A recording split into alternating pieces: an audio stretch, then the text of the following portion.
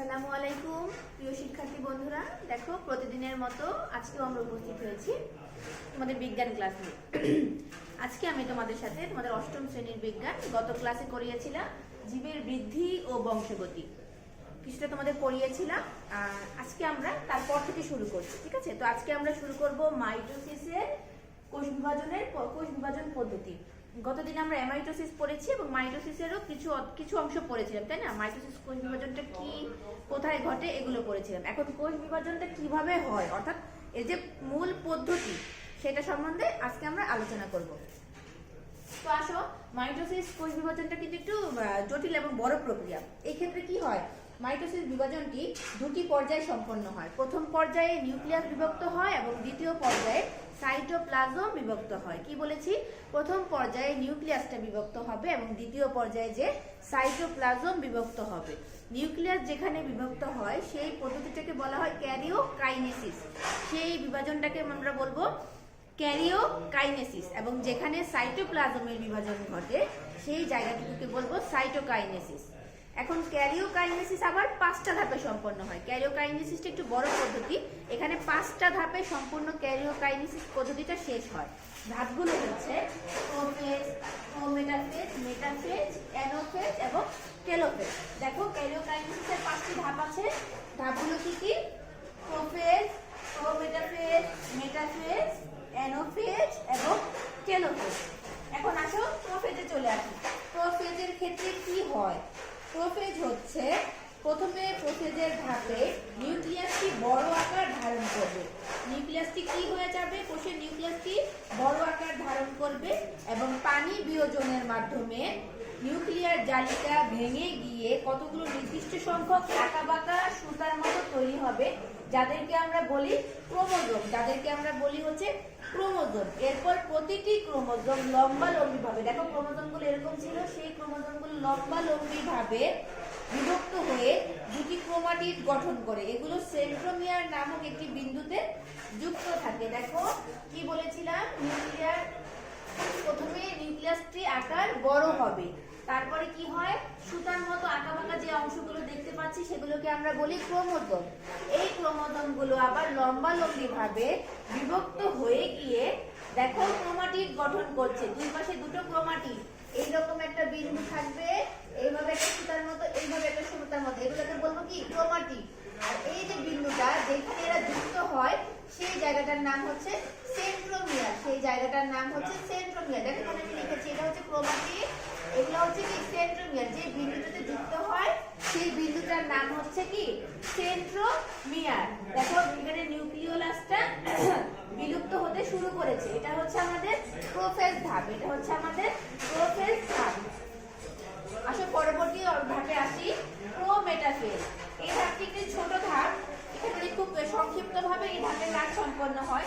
এই ধাপে কি করে, নিউক্লিয়ার পর্দা ও নিউক্লিওলাস প্রায় বিলুপ্ত হয়ে যায়। দেখো আমি এখানে ডট ডট ডট ডট দিয়েছি, এটা ছিল কি নিউক্লিয়ার পর্দাটা ছিল, এটা হচ্ছে কি লুপ্ত হয়ে যাচ্ছে। দেখো লিখেছি লুপ্ত প্রায় নিউক্লিয়ার পর্দা। আবার দেখো এই নিউক্লিওলাসটাও কি করেছি, ডট ডট দিয়ে দিয়েছি, অর্থাৎ এটাও কি হচ্ছে, লুপ্ত হয়ে যাচ্ছে। এই ধাপে এসে নিউক্লিয়ার পর্দা এবং নিউক্লিওলাসটি কি হয়, লুপ্ত হয়ে যায়, অর্থাৎ তারা প্রায় নাই হয়ে যাচ্ছে। তারপর কোষের উত্তর মেরু থেকে দক্ষিণ মেরু পর্যন্ত বিস্তৃত কতগুলো তন্তুর আবির্ভাব ঘটে। দেখো এটা যদি আমরা দুই পাশে দুটো মেরু চিন্তা করি, ধরো এটা উত্তর মেরু, এটা দক্ষিণ মেরু, এই বরাবর দেখো যে দাগগুলো দিয়েছি, এগুলো কি জানো, এগুলো হচ্ছে কি স্পিন্ডল যন্ত্র। স্পিন্ডল যন্ত্র, এই ক্ষেত্রে কি হয়, উত্তর মেরু দক্ষিণ মেরু বরাবর কতগুলো তন্তুর আবির্ভাব ঘটে, যাকে আমরা বলতে পারি স্পিন্ডল যন্ত্র বলতে পারি, স্পিন্ডল তন্তুও বলতে পারি। এগুলো গঠন করে। প্রোমেটাফেজ খুবই সংক্ষিপ্ত ধাপ। এই ধাপে কি হয় বলেছি, উত্তর মেরু দক্ষিণ মেরু হয়। নিউক্লিয়ার পর্দাটি প্রায় বিলুপ্ত হতে চলেছে এবং নিউক্লিওলাসটা প্রায় বিলুপ্ত হতে চলেছে। আর দুই পাশে কি হয়, উত্তর মেরু দক্ষিণ মেরু বরাবর কিছু তন্তু দেখা যায়, সেগুলোকে আমরা কি বলি, স্পিন্ডল যন্ত্র বলি। খেয়াল করো তোমরা, সেগুলোকে আমরা স্পিন্ডল যন্ত্র বলি। শেষ আমাদের প্রোমেটাফেজ ধাপ।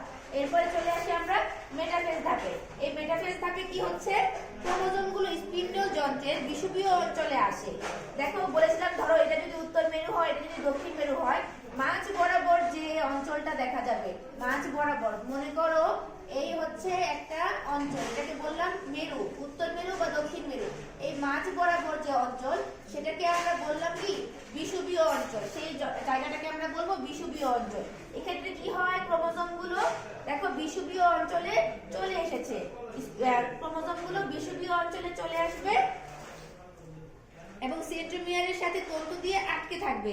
এই ধাপে ক্রোমোজোম গুলো সবচেয়ে খাটো এবং মোটা হয়, এই ধাপে ক্রোমোজোম গুলোকে সবচেয়ে খাটো এবং মোটা দেখা যায়। তারপরে আসো আমরা চলে আসি অ্যানাফেজ ধাপে। প্রতিটি ক্রোমোজোমের সেন্ট্রোমিয়ার দুটি ভাগে ভাগ হয়ে যায়। দেখো প্রতিটি যে এই মাঝখানের বিন্দুটাকে আমরা বলেছিলাম কি সেন্ট্রোমিয়ার, এই অ্যানাফেজ ধাপে কি হয়ে যাবে, প্রতিটি ক্রোমোজোমের সেন্ট্রোমিয়ার দুটি ধাপে ভাগ হয়ে যাবে, দুটি ভাগে ভাগ হয়ে যাবে। সেন্ট্রোমিয়ার গেল দেখো এই পাশেও তৈরি হয়েছে, এই পাশেও তৈরি হয়েছে। একইভাবে এই ক্রোমাটিড গুলো ভাগ হয়ে যাবে, ক্রোমাটিডও ভাগ হয়ে সেন্ট্রোমিয়ারে থাকবে। ক্রোমাটিড গুলো পরস্পর থেকে বিচ্ছিন্ন হয়ে যায়। এই অবস্থায় যে নতুন ক্রোমাটিড আমরা পাচ্ছি তাকে আমরা বলবো অপত্য ক্রোমোজোম কিংবা অপত্য ক্রোমাটিড। অর্থাৎ কি আমরা আমাদের কাঙ্ক্ষিত বস্তু প্রায় পেতে চলেছি। গত ক্লাসে তোমাদের আমি বলেছিলাম আমরা মূল যে বস্তুটা নিয়ে কাজ করি তাকে বলা হয় কি মাতৃ ক্রোমোজোম, নিউক্লিয়াস কিংবা মাতৃকোষ, তোমরা যাই বলো না কেন। সেখান থেকে আমরা কোষ বিভাজনের ফলে নতুন যে নিউক্লিয়াস, ক্রোমোজোম কিংবা কোষ পাই তাকে আমরা কি বলি, অপত্য কোষ বলে থাকি, অপত্য ক্রোমোজোম বলে থাকি, অপত্য নিউক্লিয়াস বলে থাকি। তাহলে মাতৃ ক্রোমোজোম থেকে আমাদের এখানে আমরা পেয়ে যাচ্ছি কি অপত্য ক্রোমোজোম। এই ধাপের কাজ কি বলতো, এই ধাপের কাজ হচ্ছে ক্রোমাটিড গুলো বিভক্ত হয়ে দুই পাশে চলে যাচ্ছে এবং সেন্ট্রোমিয়ারের সাথে তারা যুক্ত হচ্ছে। সেন্ট্রোমিয়ার গুলো দুটো ধাপে ভাগ হয়ে দুই পাশে চলে যায়, ক্রোমোজোম গুলোও চলে যায় ভাগ হয়ে দুই পাশে আলাদা হয়ে যায় এবং সেন্ট্রোমিয়ারের সাথে তারা যুক্ত থাকে। দেখো এখন আবার স্পিন্ডল যন্ত্রগুলো দেখো, স্পিন্ডল যন্ত্র এখানে আমি দেখো লম্বা লম্বা দাগ দিয়েছিলাম। এই স্পিন্ডল যন্ত্রগুলো এখানে বা তন্তুগুলো এখানে কি হচ্ছে, লুপ্ত প্রায় হয়ে যাচ্ছে। ডট ডট দিয়ে বোঝানো হয়েছে কি প্রায় তারা বিলুপ্তর পথে, প্রায় তারা আলাদা হয়ে যাচ্ছে। এবং আমরা কি পাচ্ছি, আমাদের কাঙ্ক্ষিত অপত্য ক্রোমোজোম পাচ্ছি, অর্থাৎ মাতৃ ক্রোমোজোম থেকে এখানেই আমরা বিভক্তির মাধ্যমে অপত্য ক্রোমোজোম পেতে চলেছি। এরপরে চলে আসো আমরা শেষ ধাপে আসি, টেলোফেজ ধাপ। এর পরবর্তী ধাপ হচ্ছে আমাদের টেলোফেজ ধাপ। টেলোফেজ ধাপে কি করছে, এই ধাপে অপত্য ক্রোমোজোম গুলো বিপরীত মেরুতে এসে পৌঁছে। এখানে তারা পৌঁছানোর প্রায় পর্যায়ে ছিল, এখানে তারা সরাসরি কি হয়েছে দেখো দুই মেরুতে দুইজন আলাদা হয়ে গেছে। এরপর উভয় মেরুর ক্রোমোজোম গুলোকে ঘিরে নিউক্লিয়ার পর্দা, নিউক্লিয়াসের পুরো আবির্ভাব ঘটে। প্রাণীকোষে উভয় মেরুতে একটি করে সেন্ট্রিওল পাওয়া যায়। এই অবস্থায় ক্রোমোজোম গুলো সরু ও লম্বা আকার ধারণ করে পরস্পরের সাথে জট পাকিয়ে নিউক্লিয়ার রেটিকুলাম ধারণ করে। পরস্পরের সাথে জট পাকিয়ে তারা মাঝ বরাবর আবার নিউক্লিয়ার রেটিকুলাম তৈরি করতে থাকে। দেখো টেলোফেজ ধাপে আমাদের কি হয়েছে, টেলোফেজ ধাপে আমাদের সম্পূর্ণ ক্রোমোজোমটি আলাদাভাবে দুই মেরুতে চলে গিয়েছে। দুই মেরুতে যাওয়ার পরে তাদের কি করতে হবে, তারা নিউক্লিয়াসের পুনঃ আবির্ভাবের মাধ্যমে দেখো মাঝখানে নিউক্লিওলাস তৈরি করেছে, দুইজনই তৈরি করেছে, দুজনের ক্রোমোজোম তৈরি হয়েছে। নিউক্লিয়ার মেমব্রেন অর্থাৎ কি নিউক্লিয়ার পর্দা যেটা, সেটাও তারা তৈরি করে নিয়েছে। অর্থাৎ টেলোফেজ ধাপে এসে তারা দুই মেরুতে ক্রোমোজোম গুলো ঢোকার পরে তারা নিউক্লিয়াসের আবির্ভাব অর্থাৎ নিউক্লিয়াসের যে যে জিনিসগুলো থাকে অর্থাৎ নিউক্লিয়ার পর্দা, নিউক্লিওলাস, নিউক্লিওপ্লাজম সম্পূর্ণ তারা আবার ফিরে পাচ্ছে। অর্থাৎ কি টেলোফেজ ধাপে এসে নিউক্লিয়াসের সম্পূর্ণ নিউক্লিয়াসটি বিভাজিত হয়ে গেল। আচ্ছা আমরা আরেকবার রিকালেক্ট করি, কি বলেছি, ক্যারিওকাইনেসিসের 5টি ধাপে সম্পন্ন হয়, প্রোফেজ, প্রোমেটাফেজ, মেটাফেজ, অ্যানাফেজ এবং টেলোফেজ। প্রথমে প্রোফেজ ধাপে তোমাদের কি করবে বলেছে, এই ধাপে খেয়াল করো একদম ইজি। প্রোফেজ ধাপে নিউক্লিয়াসটি প্রথমে বড় হয়ে যাবে, নিউক্লিয়াসের আকার বড় হবে, এক নাম্বার। দ্বিতীয় কথা হচ্ছে কি, এই আমরা যে সুতার মতো এরা পানি বিয়োজনের মাধ্যমে অর্থাৎ ভিতরে যে পানি থাকে তা তারা কি করে ফেলে দেয় বা বের করে দেয়। বের করার ফলে পানি বিয়োজনের ফলে এই ভিতরে যে সুতার মতো অংশ দেখতে পাচ্ছি সেগুলোকে আমরা কি বলি, ক্রোমোজোম বলি। সেই ক্রোমোজোম গুলো কি করে, সেই ক্রোমোজোম গুলো একটি বিন্দু দেখো সেন্ট্রোমিয়ারের মাধ্যমে যুক্ত থাকে এবং মোটা মোটা কি করে দুটো তাদের তন্তু ছড়ায়, সেটাকে আমরা বলবো কি ক্রোমাটিড। সেই ক্রোমাটিড তৈরি হয় এবং সেন্ট্রোমিয়ারের মাধ্যমে যুক্ত হয় এবং নিউক্লিওলাসটি প্রায় বিলুপ্তির পথে যাওয়া শুরু করে। এটা হচ্ছে কি প্রথম পর্যায়, আমাদের প্রোফেজের প্রথম পর্যায়। একটা কথা বলে রাখি, এখানে কিন্তু আমরা যে চিত্রগুলো দেখিয়েছি সম্পূর্ণ চিত্রটি হচ্ছে উদ্ভিদ কোষের চিত্র, প্রাণী কোষেও একই ঘটনা ঘটে। তবে যেহেতু আমি এখানে বোর্ডের জায়গা সীমিত হওয়ার কারণে তোমাদের শুধু আমি উদ্ভিদ কোষটা দেখাচ্ছি চিত্রতে। এই গেল আমাদের প্রোফেজ পর্যায়ে। প্রোমেটাফেজ আসি, প্রোমেটাফেজটা বলেছি কি এটা একটু স্বল্পস্থায়ী ধাপ। এই ধাপে কি হবে, আমাদের মেরু তৈরি হবে। এই ধাপে মেরু তৈরি হবে, মেরু বরাবর কতগুলো অংশ দেখা যাবে, লম্বা লম্বা অংশ দেখা যাবে, সেগুলোকে আমরা কি বলি? স্পিন্ডল যন্ত্র বলি। সেই স্পিন্ডল যন্ত্রের মধ্যে আমাদের ক্রোমোজোম গুলো স্পিন্ডল যন্ত্রের মধ্যে আটকে থাকে কি দ্বারা? এই দেখো বিন্দু বিন্দুগুলো সেন্ট্রোমিয়ার, সেন্ট্রোমিয়ার দ্বারা তারা আটকে থাকবে। আর দ্বিতীয় পয়েন্ট হচ্ছে এখানে নিউক্লিওলাসটি দেখো ডট ডট দিয়েছি, অর্থাৎ লুপ্ত হয়ে যাচ্ছে।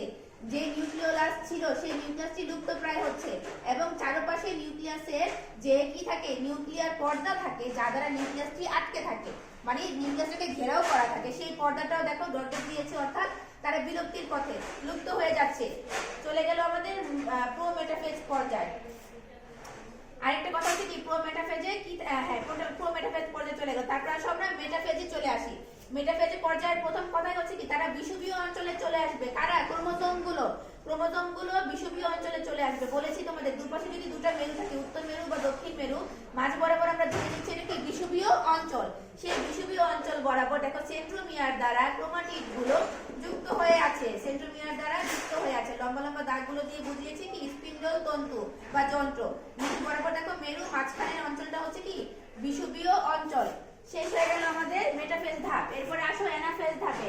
অ্যানাফেজ ধাপে কি হয়ে যাচ্ছে, যে আমরা পেয়েছিলাম বিষুবীয় অঞ্চল বরাবর, অর্থাৎ মাঝ বরাবর যে আমরা ক্রোমোজোম গুলো পেয়েছিলাম, সেই মাঝ বরাবরের ক্রোমোজোম গুলো দুই ভাগ হয়ে যাচ্ছে। তাদের কি হচ্ছে? তাদের সেন্ট্রোমিয়ারও ভাগ হয়ে গেল, তারা ক্রোমোজোম গুলো ভাগ হয়ে গেল। ভাগ হওয়ার ফলে আমরা নতুন যে ক্রোমোজোম পেলাম তার নাম দিলাম কি? অপত্য ক্রোমোজোম। আর এই অংশে এসে আমাদের যে স্পিন্ডল যন্ত্রগুলো ছিল, সেই স্পিন্ডল যন্ত্রগুলো ভাগ হয়ে গেল, বিলুপ্তি হয়ে গেল। স্পিন্ডল যন্ত্রগুলো নাই হয়ে যাচ্ছে। এখন দেখো স্পিন্ডল যন্ত্রগুলোকে ডট ডট দিয়েছি, অর্থাৎ লুপ্ত প্রায় স্পিন্ডল তন্তু বা যন্ত্র। শেষ এই ধাপে আবার যে ক্রোমাটিড গুলো যা হয় VLJ আকৃতির হয়ে থাকে। এই ধাপে অ্যানাফেজ ধাপে এরা ক্রোমাটিড গুলো VLJ-I আকারের হয়ে থাকে। এবার আসো টেলোফেজ ধাপ। টেলোফেজ ধাপে কি হয়? টেলোফেজ যেহেতু এখানে কি হচ্ছিল, তারা ভাগ হওয়ার চেষ্টা করছিল বা ভাগ হচ্ছিল। টেলোফেজ অর্থাৎ সর্বশেষ ধাপে এসে তারা সম্পূর্ণভাবে আলাদা হয়ে গেল। টেলোফেজ ধাপে এসে তারা সম্পূর্ণভাবে আলাদা হয়ে গেল। দেখো এখানে সম্পূর্ণ কি হয়ে গেল? স্পিন্ডল যন্ত্র প্রায় শেষ হয়ে যাচ্ছে, নাই হয়ে যাচ্ছে। মাঝখানে কোষ প্লেটের মতো হালকা, আমরা বলেছি নিউক্লিয়ার মেমব্রেন রেটিকুলাম গুলো জট হওয়া শুরু করে, কোষ প্লেট তৈরি করা শুরু করে। আর মাঝখানে হচ্ছে দেখো সম্পূর্ণ ক্রোমোজোম পেয়ে গেছি, নিউক্লিওলাস পেয়ে গেছি, নিউক্লিয়ার মেমব্রেন পেয়ে গেছি। অর্থাৎ নিউক্লিয়াস তৈরির জন্য সম্পূর্ণ যে পর্যায়টা, নিউক্লিয়াসের আবির্ভাব ঘটা শুরু করে এই পর্যায়ে এসে, অর্থাৎ অপত্য নিউক্লিয়াস আমরা পেয়ে গেলাম। আমরা কি করলাম? অপত্য নিউক্লিয়াস পেয়ে গেলাম। অর্থাৎ মাতৃ নিউক্লিয়াস থেকে, মাতৃ নিউক্লিয়াস ছিল একটা, এখানে আসে আমরা দুইটা নিউক্লিয়াস পেয়ে গেলাম, যাকে আমরা বলবো কি? অপত্য নিউক্লিয়াস বলছি। এখন দেখো আমাদের এটি হচ্ছে ক্যারিওকাইনেসিস শেষ হয়ে গেল। এরপর আসে সাইটোকাইনেসিস। ক্যারিওকাইনেসিস কাকে বলে বলো তো? হ্যাঁ, যেখানে কি হয় নিউক্লিয়াসের বিভাজন ঘটে তাকে আমরা বলি ক্যারিওকাইনেসিস, আর যেখানে সাইটোপ্লাজমের বিভাজন ঘটবে তাকে বলবো কি? সাইটোকাইনেসিস। এখন সাইটোকাইনেসিসে চলে আসি। আসো সাইটোকাইনেসিসে কি হবে আমাদের? সাইটোকাইনেসিসে মূলত টেলোফেজের পর্যায়ের মধ্যেই আমাদের সাইটোকাইনেসিস প্রায় শুরু করে। আর সাইটোকাইনেসিস পর্যায়টি খুব দ্রুত হয়। সাইটোকাইনেসিসে কি হবে? নিউক্লিয়াসের বিভাজন শেষ হওয়ার সাথে সাথেই সাইটোকাইনেসিস শুরু হয়ে যাবে। প্রকৃতপক্ষে টেলোফেজে যেটা বললাম দশাতেই সাইটোকাইনেসিস শুরু হয়ে যায়।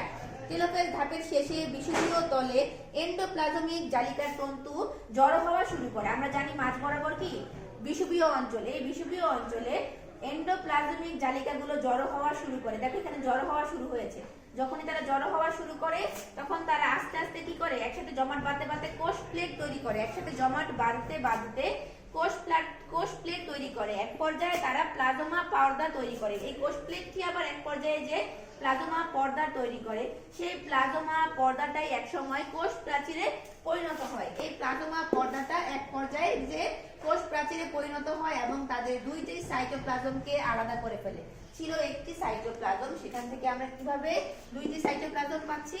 দেখো প্রথমে কি বললাম, সাইটোপ্লাজমের ভাগটা সম্পূর্ণ ভাগটা আলাদা কিভাবে হয়ে যাবে? দেখো ভিতরে যে অঞ্চলটা থাকে, এই যে গোটা গোটা গোটা গোটা দিয়েছি, দেখো প্রথম উদ্ভিদ কোষের পর্যায়ে এইগুলো কিন্তু কি সাইটোপ্লাজম। এখন এই সাইটোপ্লাজমটা তো দুটো ভাগ হয়ে যাবে, তাই না? নিউক্লিয়াসটা যখন আমি একটা থেকে দুটো পাচ্ছি, ঠিক একইভাবে আমাদের সাইটোপ্লাজম কি হচ্ছে? দুইটা ভাগ হবে। কিভাবে হবে? যে এই বিন্দু বিন্দু বিন্দু বিন্দু অঞ্চলগুলো কিভাবে ভাগ হয়ে যাচ্ছে? কি বললাম? এই নিউক্লিয়াস তৈরি হওয়ার পরে বিষুবীয় অঞ্চল বরাবর এন্ডোপ্লাজমিক রেটিকুলাম গুলো জড়ো হওয়া শুরু হচ্ছে। এক পর্যায়ে জড়ো হতে হতে তারা কোষ প্লেট তৈরি করে ফেললো। কোষ প্লেট গুলো আবার কি হচ্ছে? প্লাজমা পর্দা তৈরি করছে, একটা লেয়ার তৈরি করছে। সেই লেয়ারটি থেকে আবার সম্পূর্ণ আলাদা হয়ে একটি কোষ প্রাচীর তৈরি হয়ে গেল। এটা হচ্ছে উদ্ভিদ কোষের ক্ষেত্রে কোষ প্রাচীর তৈরি হবে। আর প্রাণী কোষের ক্ষেত্রে তোমাদের কি তৈরি হবে? হয়ে প্রাণী কোষের ক্ষেত্রে তৈরি হয়ে যায়। যেহেতু এটা উদ্ভিদ কোষের ক্ষেত্রে কি বললাম, কোষ প্রাচীর তৈরি হয় এবং প্রাণী কোষের ক্ষেত্রে নিউক্লিয়াসের বিভাজনের সাথে সাথে কোষের মাঝামাঝি অংশে কোষ পর্দার উভয় পাশ থেকে দুটি খাঁজ সৃষ্টি হয়। খাঁজের মাধ্যমে অপত্য কোষ তৈরি হয়। খাঁজের মাধ্যমে অপত্য কোষ তৈরি হয়। এখানে কোষ প্রাচীর তৈরি হচ্ছে আর ওখানে কি হবে, খাঁজ হবে। আমরা গতদিন যেমন বলেছিলাম একটা বলের মধ্যে যদি আমরা চাপ দিই দুপাশে দুটো গোলাকার অংশ তৈরি হয়, অর্থাৎ কি এই যে চাপ দেওয়ার ফলে যে চ্যাপটা হচ্ছে সেটাকে আমরা বলছি কি খাঁজ। এই খাঁজ হওয়ার মাধ্যমে তারা দুটো টুকরো হয়ে যায়।